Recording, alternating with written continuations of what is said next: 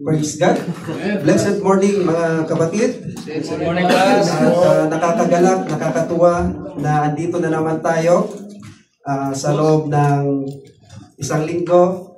Tayo ay nagkakasama-sama na nagpupuri sa ating Diyos na buhay. Amen po ba? Amen. Praise God. So, tignan mo muna yung katabi mo kasi ngayon mo lang ulit siya nakita. Sabi mo sa kanya, I'm glad you are here. I'm glad you are here. Huwag high blood. High blood. At ganoon din po sa ating mga visitors ngayon. Welcome po. And ganoon din po sa ating kapatid na galing bakasyon. Fresh from Philippines. Si Brother Yoke.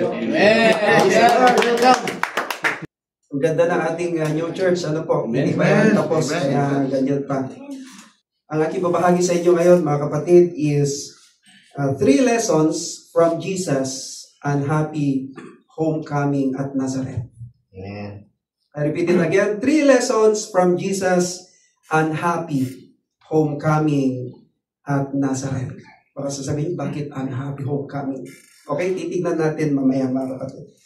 So, let me pray first, kahit nakaupo muna kayo, mga kapatid. Panginoon Diyos, salamat po muli sa mga sandaling ito. Salamat sa iyong presensya. Salamat sa pagdako sa amin sa lugar na ito na safe and sound, Panginoon Diyos. Cleanse us, forgive us, Panginoon, anuman yung mga bumabagabag sa aming puso at isipan. And let the Holy Spirit guide us, teach us, lead us, Panginoon Diyos, as I deliver your message. And all this I pray in your Son Jesus. In Jesus' name we pray. Amen. Amen. Okay, basahin ko sa inyo ang Luke chapter 4, verses 20 to 30. It says, Then he rolled up the scroll, gave it back to the attendant, and sat down. The eyes of everyone in the synagogue were fastened on him. He began by saying to them, Today this scripture is fulfilled in your hearing. All spoke well of him and were amazed at the gracious words that came from his lips. Isn't this Joseph's son? They asked. Jesus said to them, Surely you will quote this proverb to me, Physician, heal yourself, and you will tell me, Do here in your hometown what we have heard that you did in Capernaum. Truly I tell you, he continued, no prophet is accepted in his hometown. I assure you that there were many widows in Israel in Elijah's time when the sky was shut for 3.5 years and there was a severe famine throughout the land. Verse 26, Yet Elijah was not sent to any of them, but to a widow in Zarephath in the region of Sidon. And there were many in Israel with leprosy in the time of Elisha the prophet, yet not one of them was cleansed, only Naaman the Syrian. All the people in the synagogue were furious when they heard this. They got up, dragged him out of the town, and took him to the brow of the hill on which the town was built in order to throw him off the cliff. But he walked right through the crowd and went on his way. Praise God. Ang Panginoong Jesus ay ipinanganak sa Bethlehem. Sinong nakakalam kung anong ibig sabihin ng Bethlehem? Bethlehem is the town of King David. And Bethlehem means the house of bread. Beth meaning in Hebrew is house, and Lehem in Hebrew meaning bread. That is why Bethlehem is called the house of bread. Later on, Joseph, Mary, and Jesus moved to Nazareth at doon siya lumaki. Nagkaroon ng mga kaibigan at sinasama siya nila Joseph and Mary sa templo dahil sila ay mga Hudyo. At tinutulungan niya si Joseph sa kanyang trabaho as, anong trabaho ni Joseph? Praise God, carpenter. No. Nang siya ay lumaki na, at binautismuhan na siya ni John the Baptist sa Jordan River at pagkatapos niyan ay ginala siya ng Holy Spirit sa wilderness upang subukin ni Satanas at hindi nagtagumpay si Satanas. Ay nagpunta si Jesus sa Galilee. At isa sa bumubuo ng Galilee ay ang lugar ng Capernaum. At doon ay gumawa ng mga himala, nagpalayas ng mga demonyo, nagpapagaling at nagtuturo sa mga templo ang Panginoong Jesus. Then, ang balitang yan ay kumalat sa buong lugar ng Galilee. Luke chapter 4 verses 14 to 15 doon sa ating main text. Sabi doon, Jesus returned to Galilee in the power of the Spirit, and news about him is spread through the whole countryside. He was teaching in the synagogues, and everyone praised him. And in verse 16 of Luke chapter 4, it says, he went to Nazareth, where he had been brought up. Siya ay nagpunta o bumalik sa kanyang hometown o kinalakihan sa lugar ng Nazareth. Di ba? Kapag ikaw ay pumunta sa ibang lugar at naging famous o naging tanyag ka doon, ay syempre masaya yung mga tao sa pinanggalingan mong lugar. Tama? Kumbaga, proud sila sa'yo.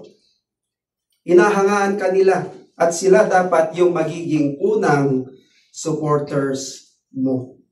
Then, Jesus was invited as a speaker in the temple. Kumbaga, inimbitahan ng ating Panginoong Jesus sa templo doon sa Nazareth. Kasi nga, naging famous, naging tanyag na siya. Ano po, paano kaya pinakilalang Panginoong Jesus doon, no?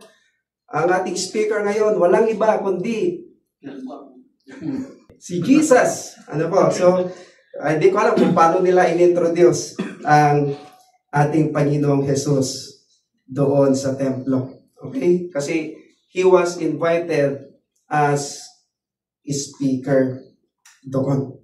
Doon niya inilaunch or inilunsad yung kanyang public ministry doon sa kanyang sariling bayan ng Nazareth. At ito ay nababalitaan din nila ang mga himalang ginawa niya sa mga lugar ng Galilee. Luke chapter 4 verses 20 to 22. It says, then he rolled up the scroll, gave it back to the attendant, and sat down. The eyes of everyone in the synagogue were fastened on him. He began by saying to them, today, this scripture is fulfilled in your hearing. All spoke well of him and were amazed at the gracious words that came from his lips. At may katanungan sila, isn't this Joseph's son? They asked. At first, maganda ang takbo ng mga bagay-bagay. Ang lahat ay nagbulungan kung gaano kahusay at kagandahang loob ang pagsasalita ng Panginoong Jesus. Ano sabi doon sa verse 22? All spoke well of him and were amazed at the gracious words that came from his lips. Then sa kanyang pagpapatuloy ng pagbasa at ng kanyang preaching, kumbaga sa una ay maganda pang pakinggan ang kanyang mga sinasabi. Then, naging mabigat or hard o hindi na comfortable sa mga nakikinig sa kanya sa katotohanang sinasabi niya. At ang kanyang homecoming turned into a disaster. Ang kanyang pagbabalik sa Nazareth ay nauwi sa sakuna. Bakit? Dahil labis na nasaktan ang mga dating kapitbahay at kaibigan niya na nakikinig sa katotohanan. Pati ang mga religious leaders that time na mga Pharisees na halos parang gusto na siyang itapon sa bangin. At dahil dyan ay iniwan ng tuluyan ni Jesus ang Nazareth. Kaya anong sabi niya sa Luke chapter 4 verse 24? Truly I tell you, he continued, no prophet is accepted in his hometown. Sa Tagalog version, ganito ang pagkakasabi. At sinabi niya, katotohanan sinasabi ko sa inyo, walang propetang kinalulugdad sa kanyang tinubuang lupa. They rejected him na nagsasabi ng pawang katotohanan. For now, nais kong tignan natin kung ano kaya ang mga matututunan nating lessons sa unhappy homecoming na ito ng Panginoong Hesus sa kanyang sariling kinalakihan. First was little faith and just too much familiarity with Jesus. I repeat it again. First was little faith and just too much familiarity with Jesus. Tingnan natin. In Nazareth, maliit ang pananampalataya nila kay Jesus. Kahit na naririnig nila ang balita tungkol sa Kanya na gumagawa ng mga dakilang himala na hindi kayang gawin ng isang ordinaryong tao lamang. Ngunit sila ay masyado ng pamilyar kay Jesus. Ano nga yung katanungan nila? Isn't this the carpenter's son? Hindi baga ito ang anak ni Jose? We can read that in Luke chapter 4 verse 22. Familiar na sila kay Jesus sa kanyang kinalakihan. Kumbaga sinasabi na nila, dito yan lumaki sa amin. Kalaro ko lang yan noong araw. At ganito lang ang pamumuhay nila. Kaya iniisip nila na paano siya magiging special. O marahil ang iniisip ng iba sa kanya, no way he can't be special. Kahit na naririnig na nila ang katotohanan sa kanya na siya ay nagpapagaling sa kahit anumang karamdaman, kahit pa masaksihan nila ang kanyang mga himala at gawin niya ito sa kanila, ay isa pa ring misteryoso sa kanila ang kanyang healing power. Kaya, anong sabi ng Panginoon Hesus sa kanila? In Luke chapter 4 verse 24, truly I tell you, no prophet is accepted in his hometown. Ano yung kanyang hometown? Which is Nazareth. How about us? Are we any different? Kaiba ba tayo sa mga taga-Nazareth noong panahong yan? Ang ilan sa atin ay napakapamilyar na sa Panginoong Hesus. We know that He is our Lord and only Savior. We know that He can do miracles. Pero hindi natin nakikita ang tunay na pagkakaroon ng personal na relationship sa Kanya.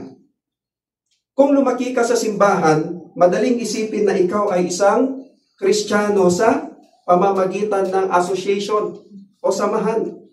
Maaring ikaw ay Kristiyano lang sa title. Kristiyano lang sa nguso. Ngunit hindi sa puso at gawa. Ang mga taong ito ay kilalang-kilala na nila o pamilyar na sila sa Panginoong Hesus, pero nagdududa pa rin sila. Praise God? Amen. Andoon sila na nakikinig sa mga salita ni Hesus, pero ayaw nila itong tanggapin at ayaw ipamuhay ang katotohanan na siyang kanyang mga salita. Praise God. Kaya kung ikaw ay nakikinig ng Word of God dito sa loob ng simbahan, pero hindi mo naman ito tinatanggap sa iyong puso. Kumbaga, natamaan sila, ay hindi ka matatawag na Kristiyano sa puso at gawa. Upang maging Christ-likeness tayo o maging katulad ni Kristo, na mayroon talaga tayong personal relationship sa Kanya, ay makita ito sa ating pamumuhay. Amen. Ibig sabihin sa ating pag-iisip, kilos, at pananalita. Amen? Amen. Dapat kung gaano tayo kapamilyar o gaano natin nakikilala pa ang Panginoong Hesukristo, ay dapat mas lalong lumalago pa ang ating pananampalataya sa Kanya. Amen? Amen. Balik tayo sa kanilang katanungan. In Luke chapter 4 verse 22. Ano yung katanungan nila? Isn't this the carpenter's son? Hindi baga ito ang anak ni Jose? How is your faith with Jesus? Lubos ba tayong sumasampalataya sa Kanya at nagtitiwala sa Kanyang mga salita ng walang pagdududa? If yes, ay kailangang mag-reflect din ito sa ating buhay at pamumuhay. Amen? Amen. Gaano ka-special si Jesus sa iyo? Tao lang ba? Propeta lang ba? Maaring we can quote a lot of scriptures patungkol sa Panginoong Jesus. Maaring nabasa at narinig natin na siya ang fulfillment ng prophecy na ipinangako ng Diyos Ama na isang Savior at tagapagligtas ng sanlibutan. Pero sinusunod ba talaga natin siya bilang our Lord and only Savior sa ating buhay? Nang walang pag-aalinlangan o walang pagdududa. Praise God. Amen? Okay, second, in order for Jesus to heal us, He must first expose our sins, prejudices, and myths. I repeat it again. Second, in order for Jesus to heal us, He must first expose our sins, prejudices, and myths. Upang tayo ay pagalingin ng Panginoong Hesus, kailangan muna niyang ilantad ang ating mga kasalanan. Hindi matuwid na mga palapalagay at mga pinaniniwalaang mga haka-haka lamang. Nang ginawa niya ito sa mga taga-Nazaret, ang prosesong iyon ay hindi kaaya-aya para sa kanila. Not pleasant at all with the people of Nazareth. Sobrang nagalit ang mga taong ito sa kanya. Anong sinasabi sa Luke chapter 4, verses 28 to 29? All the people in the synagogue were furious when they heard this. They got up, drove him out of the town, and took him to the brow of the hill on which the town was built in order to throw him off the cliff. Nanggagalaiti sila sa galit nang in-expose ng Panginoong Hesus ang kanilang mga hindi magagandang opinyon at mga haka-haka lamang. Upang mapagaling niya sila, kinailangan niyang i-challenge ang ilan sa kanilang mga dating pinaniniwalaan. Tulad ng katanungan nila na hindi bagayan ay anak ng karpintero. Sinasabi nila na wala namang special sa kanya, wala siyang authority. Ba't tayo maniniwala sa kanya? Siya ay isang lamang hamak na anak ng karpintero. In our personal lives, madalas nating nilalabanan ang masakit na proseso ng pagbabago, ng tunay na pagbabago. Mas pinipili natin ang pamilyar na sakit ng ating kahinaan kasi doon ka mas komportable.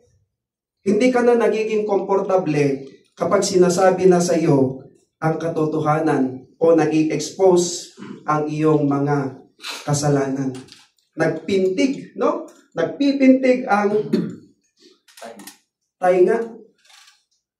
Katulad ng mga tao sa Nazaret nang marinig nila ang katotohanan. Itigin mo ang tenga ng katabi mo.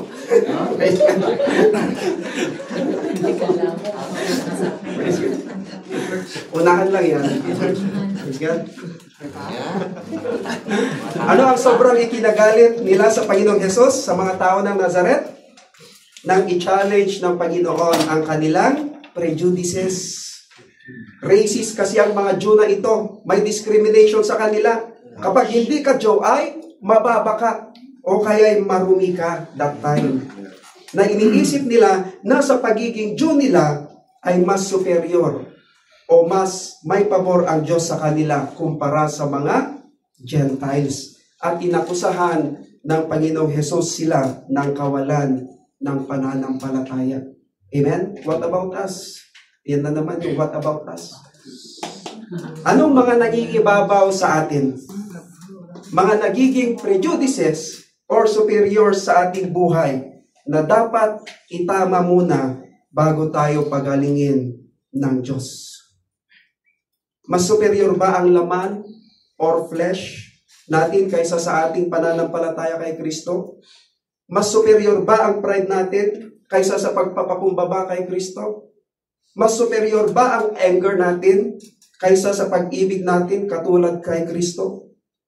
Handa ba tayong tumanggap ng tunay na pagbabago kahit temporarily painful ang proseso nito? O mas nangingibabaw ang weaknesses natin kung saan tayo dito ay pamilyar at mas komportable. Katulad ng mga Jew na ito, noong panahon ng Panginoong Hesus, ayaw nilang tanggapin ang katotohanan at hindi sila naging comfortable nang i-challenge sila ng Panginoong Hesukristo sa kanilang prejudices and myths. Racist sila.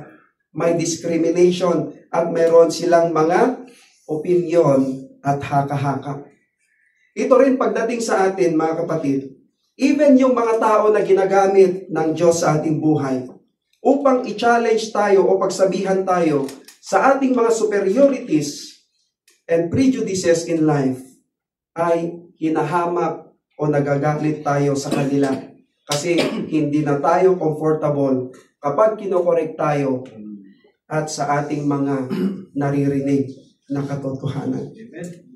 The truth is, nang itinakda ng Panginoong Hesus ang tungkuling iligtas tayo, kailangan niyang pagalingin tayo sa anumang kasalanan o nagiging superiorities sa ating buhay na salungat sa kanyang mga salita.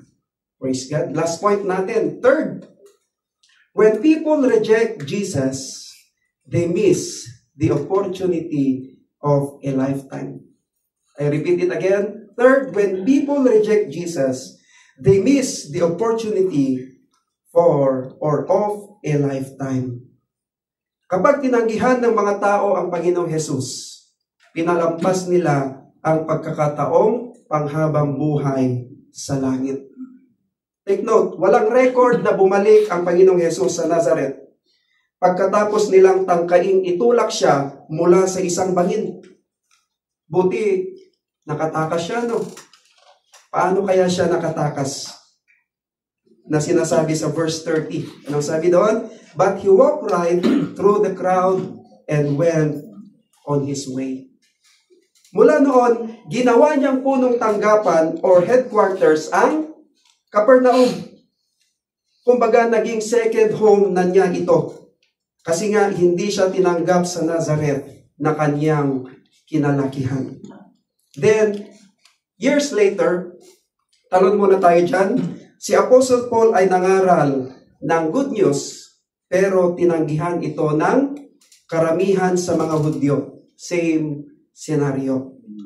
Then, ipinadala siya ng Diyos sa mga hindi Hudyo, sa mga Gentile or Gentiles. Noon kasi dalawa lang ang distinctions ng tao, Jew and Gentiles. Ngayon, makinig mga kapatid. Kung tatanggihan ng isang tao ang pagkakataong tanggapin ang good news o ebanghelyo, walang guarantee ng second chance. Today, Christianity is the world's largest and fastest growing faith. Maaari ba natin palakpakan yun, mga kapatid? At today, Christianity is the world's largest and fastest growing faith. Pero sa kabila naman nito, ay maraming tao ang hindi naniniwala na ang Bible ay ang makapangyarihang salita ng Diyos or the authoritative Word of God. Marami ang nagre-refuse na maniwala sa mga himala ng Biblia. Sabi nila, myth lang yan. Kasama na ang resurrection of the Lord Jesus Christ. Kahit sa social media, ang daming bumabatikos dyan na dating mga Kristiyano at naging atheist o na-deceive na ng ibang paniniwala. Tingnan din natin ang halimbawa ni Apostle Peter. Nang muling nabuhay ang Panginoong Hesus at nakaharap niya si Pedro sa dalampasigan ng dagat ng Galilea, tinanong niya si Pedro ng malalim na personal na tanong. Tingnan natin. In John chapter 21, verse 15, it says, when they had finished eating, Jesus said to Simon Peter, Simon, son of John, do you love me more than this? Anong sagot ni Peter? Yes, Lord, he said. You know that I love you. Feed my lambs, sabi ng Panginoon. Ano ang malalim na personal na tanong ng Panginoong Hesus kay Pedro? Ano sabi niya? Do you love me more than anything else? Mahal mo ba ako ng higit sa anong paman? Ang mahalagang tanong ng Panginoong Hesus para sa bawat isa sa atin ay hindi kung nauunawaan ba natin ang theology o hindi. O kung maaring maging katiwala ka sa worship service every Sunday or every Friday. O makakapagturo ka ba ng Bible study? O makakapagpaawit ka ba? Yan ay hindi. Ang muling nabuhay na Kristo ay nagtatanong pa rin sa atin ng the same question. Ano yung tanong niya? Do you love me more than anything else? Mahal mo ba ako ng higit sa ano paman? Okay yan na nagagamit ka na sa gawain ng Diyos. Dumadalo ka sa simbahan, but how is the condition of your heart towards Him and to other people? Do you love the Lord Jesus more than anything else? Amen. Sabi nga ng ating Panginoong Jesus in John chapter 14 verse 15, if you love me, keep, or in another version, obey my commandments. Amen. Diyan natin naipapakita kung talagang totoong minamahal natin ang Panginoong Hesukristo. Amen. Kung tatanungin ka ng Panginoon ngayon ng isa pang katanungan at sasabihin niya sa iyo, do you have faith enough to let me cleanse you of your sins and prejudice or superiorities in life? Praise God, masyado tayong seryoso. Amen? Yes. Dito na ako magtatapos, mga kapatid. Hindi tayo kailanman hinarap ng Diyos na kung baga wala na tayong pagpipilian or we don't have any other choice or option kundi ang maniwala sa Kanya, hindi sa proof o patunay. Gusto ng Diyos na umasa o mamuhay tayo sa pamamagitan ng pananampalataya sa Kanya. Sabi ni Apostle Paul sa mga Romano, ang matuwid ay mabubuhay sa pamamagitan ng pananampalataya. Galatians chapter 3 verse 11. Katulad ng pagharap ng ating Panginoong Hesus. Hinarap ng Panginoong Hesus ang bawat isa sa atin at itinatanong, iniibig mo ba ako ng higit sa ano paman? Pangalawang tanong niya, matibay ba ang iyong pananampalataya sa akin upang hayaan akong linisin ka sa anumang nangingibabaw na kasalanan at maling mga opinyon at maling paniniwala? Again, what are the 3 lessons from Jesus' unhappy homecoming at Nazareth? First was little faith and just too much familiarity with Jesus. Second, in order for Jesus to heal us, He must first expose our sins, prejudices, and myths. And thirdly, when people reject Jesus, they miss the opportunity of a lifetime. So, hindi lamang tayo maging familiar sa ating Panginoong Hesus sa Kanyang mga salita, kundi magkaroon tayo ng lumalago at tamang pananampalataya sa Kanya. Amen? Amen. At yung pananampalataya na yon ay dapat nagbubunga ng pagsunod sa Kanya. Amen. Delikado pala yung mga nagsasabi na kilala nila ang Panginoong Hesus, pero walang sapat na pananampalataya at walang totoong pagsunod sa Kanya. Ito mismo ang pahayag ng ating Panginoon patungkol dyan. Matthew chapter 7, verses 21 to 23. Sabi sa Tagalog, hindi lahat ng tumatawag sa akin, Panginoon, Panginoon, ay papasok sa kaharian ng langit, kundi ang mga taong lamang sumusunod sa kalooban ng aking Ama na nasa langit. Sa araw ng paghukom, marami ang magsasabi sa akin, Panginoon, hindi po ba kami ay nagpahayag ng mensahe mula sa Diyos? Nagpalayas ng mga demonyo at gumawa ng mga himala sa iyong pangalan? Ngunit sasabihin ko sa kanila, hindi ko kayo nakikilala. lumayo kayo sa akin, kayong mga gumagawa ng kasamaan. Now, kung i-expose ng Panginoong Hesus ang mga kasalanang ginagawa mo ngayon, o mga kasalanang itinatago-tago mo, o tinatawag na darling sins, kasi mahal mo ito at inaalagaan mong mga kasalanan. How is the condition of your heart? Magagalit ka ba? Magpipintig ba ang tainga mo? Patitigasin mo ba ang puso mo? O tatanggapin mo, humingi ng totoong kapatawaran at talikuran na ang mga ito? Amen? Amen. Huwag tayong magagalit sa mga taong pinagsasabihan tayo o kinokorek tayo.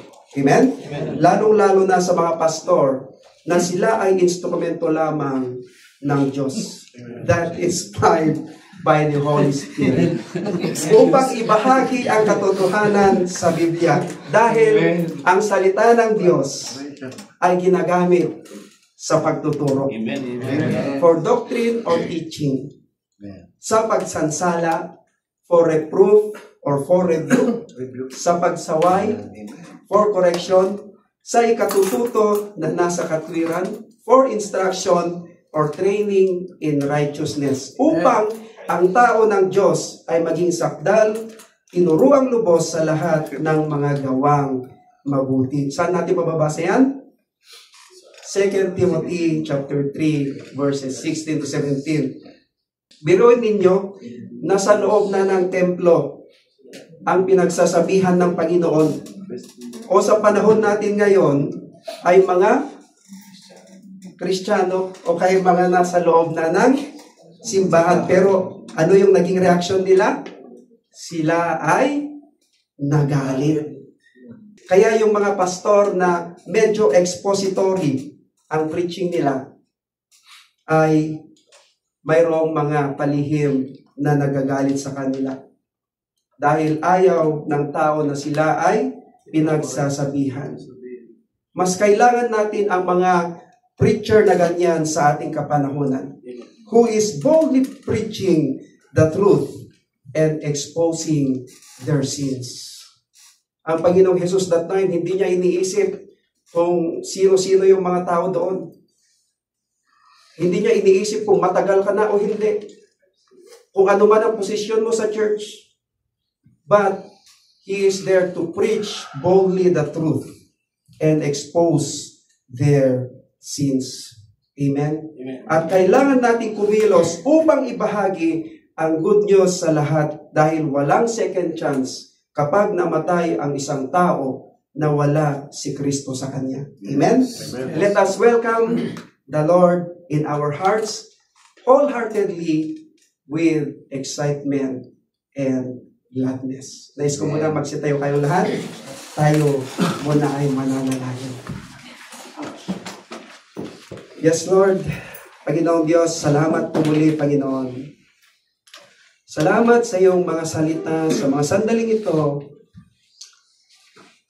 Salamat, Panginoong Diyos, sa mga tao na patuloy mong ginagamit, Panginoong Diyos.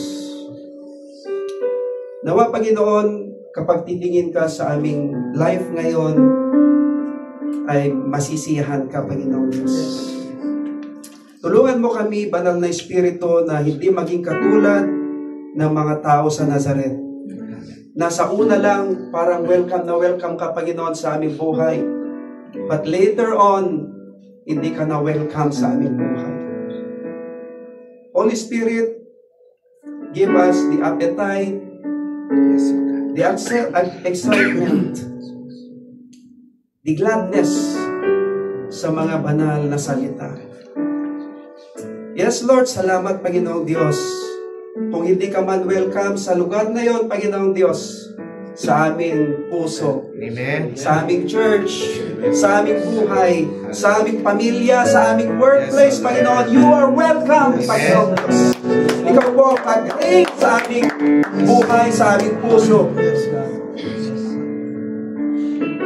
We are welcoming you, Panginoon. Yes, Lord. Kaya po pong bawat isa sa amin na makapaglingkod. Salamat sa pagkakataon na palagi mong ibinibigay sa bawat isa sa amin until we will reach yung buhay na nakalulugod sa iyo, yung buhay Kristiyano, Panginoong Diyos.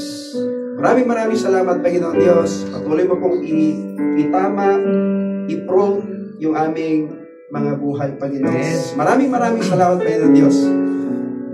Lahat ng ito, Panginoon, we pray in your Son, Jesus. Amen. Amen.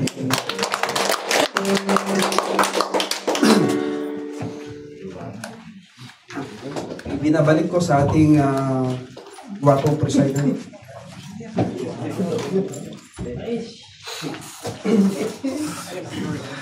Amen. God is good.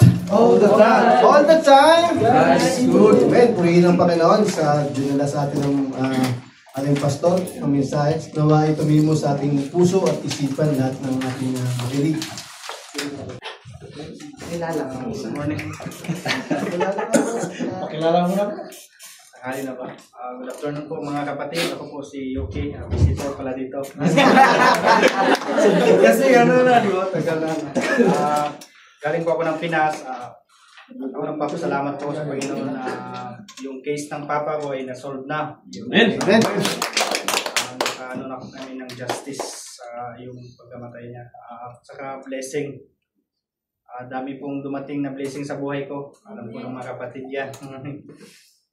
Thankful po ako sa lahat. Kahit sa trabaho po. Kahit yung schedule ko ay napakahigpit. Tumakas lang ako. Kasi sa sarap nyo. Salamat po ako na nakasama ko kayo ulit. Amen. Yun lang po. And then yun, I'm very thankful din ako dahil sa ito, nabuo na again, lumaki, nag-expand. Ngayon, maghahanap tayo kung sinong isisiksik natin din, no? Win a soul. Kailangan bring one soul every Friday, no? Yun yung ating target, no? Malaki na yung space natin, and I really praise God dahil nandito na tayo, worship tayo kay Lord sa new place. Thank you, and I really blessing din sa akin, para sa akin and para sa JCL yung mga kamay na ginamit, no, yung labor, no, yung time para hindi po biro ang wala kaming experience sa construction, puro lang kami mga salita, imagination, pero eto tayo, praise God, no? Dahil nabuo ito. And one more thing, praise God, kasi pinaalis niya yung nasa harap natin na Saudi. No? Binakanting niya yung pero let's keep on praying na sana ay na si Ate Michelle ay ilipat dito. Amen? Praise God. Let's pray po na sana ay maging maganda yung relationship natin doon sa kabilang bahay, no? So, and then I believe na God is always protecting us, and He's always there para i-answer yung prayer natin, no? God is really good sa buhay ng bawat, sa buhay ng JCL family. So, I really thank God for that. No po? So, meron pa po ba na magbibigay ng ano? Good. Bless God, hallelujah. Tayo kasi sabi, lagi ko narinig to sa anong dating simbahan namin na kapag kada tayo dito, lalo tayo binibilis ng Panginoon. Narinig ko lang yun. But actually, magpapasalamat lang din ako sa Panginoon ng una dahil doon sa nangyari dito, simbahan na to. At sa bakasyon ni Kuya Ardel, ako rin po ay nag-file ng vacation sa aming amo. And sa tingin ko ay mauuna ako sa kanya. Hindi ko na palang confirmation, but nag-usap na kami ni boss, and sa kanya 2 weeks, sa akin 4 months. There's a possibility po. Kasi nag-request kasi ako sa kanya ng something, and then nagkakaroon ng mga arrangements, something. So, hindi natin alam kung ano yung kaloob ng Panginoon, yun naman nasusundin natin. Amen po ba? Pangalawa, nagpapasalamat din ako sa Panginoon dahil sa preaching mo ngayon, nagkakaroon ako ng realization. Isishare ko na lang ako, bigyan nyo lang ako siguro ng mga 3 hours.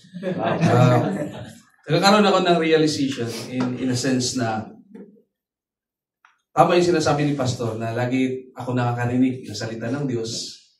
Pero, how is my life ba? Yung totoong buhay ko behind sa mga nakikita ng mga kapwa ko Kristiyano. Baka naman ako ay isang magnanakaw, ako ay isang sugarol, ako ay isang adik-adik, ano yung gumagamit ng something, o palainom or something, or nakikiapid. May mga ganung bagay. Nagkakaroon ako ng realization na napakahirap pala talaga ang sumunod sa Panginoon. So sa totoo lang mga kapatid, akala natin napakadali lang when we say, yes Lord, I accepted you as my Savior. Akala natin yun na yun. But ang totoo pala mga kapatid is napakahirap. Nagkaroon ako ng realization ngayon lang pa sa sinasabi mo. Pumasok sa akin yung mayamang tao na nagsabi siya, Lord, sabi niya, mabuti, di ba? Gumamit siya na, good teacher, ang ganun. Ano ba ang gagawin ko para makapasok ko sa karir ng Diyos? Ang sabi ng Panginoong Jesus sa kanya, sundin mo lahat ng utos. Yung 10 Commandments. Tapos ang yabang-yabang pa ng mayaman, sabi niya, yes, nasunod ko na po yun. Tapos ang sabi ng Panginoon, isipin niyo nasunod niya na. Parang tayo, Kristiyano na tayo, di ba? Pero meron pa palang kakaiba. Ang sabi ng Panginoon sa kanya, meron pang isa dapat mo gawin. Bintang mo lahat ng mga reren mo, Kuya Brian. Sumunod ka sa akin. Ganun lang po mga kapatid. Ibig sabihin mga kapatid. Ganun, kadali.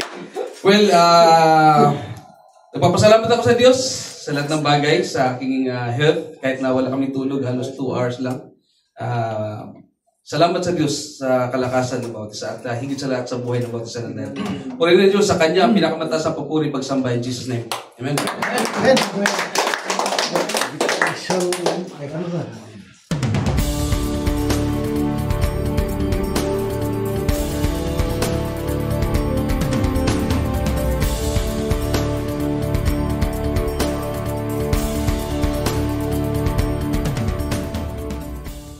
Amen. Manatili tayong nakatayo bilang sa ating pagwawakas. Gaya ng ginagawa ni Apostle Paul to the churches. Ito ay benediction of love. 2 Corinthians chapter 13 verse 14. It says, the grace of the Lord Jesus Christ and the love of God and the fellowship of the Holy Spirit be with you all. Let us raise up our hands to receive the grace and blessings of our God. Panginoong Diyos, muli salamat sa isa na namang matagumpay na gawain, Panginoon Diyos. Salamat sa pagsama sa amin, Panginoon, simula sa umpisa hanggang sa matapos, Panginoong Diyos. Nawa samahan mo pa po kami sa aming mga tahanan, Panginoong Diyos. Ganon din po sa bawat isa na nandito ngayon, to all JCL family, Panginoong Diyos, pagpalay mo pong bawat isa, kabilang ang aming buong pamilya. At ganoon din po yung mga kapatid namin na wala po sa mga sandaling ito. Saan man sila naroon, anumang kadahilanan, pagpalain mo rin po sila, Panginoong Diyos, kabilang ang kanilang buong pamilya. Panginoong Diyos, salamat po muli sa lahat-lahat. In the name of the Father, of the Son, and of the Holy Spirit. Amen.